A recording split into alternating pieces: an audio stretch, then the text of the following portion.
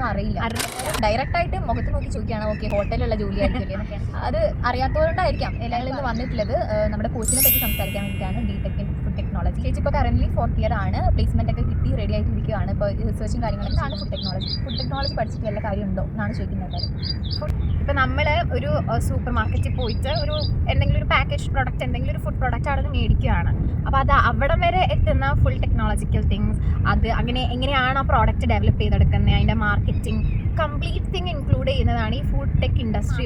Cooking എന്ന് പറയുന്നത് hotel management സൈഡാണ്.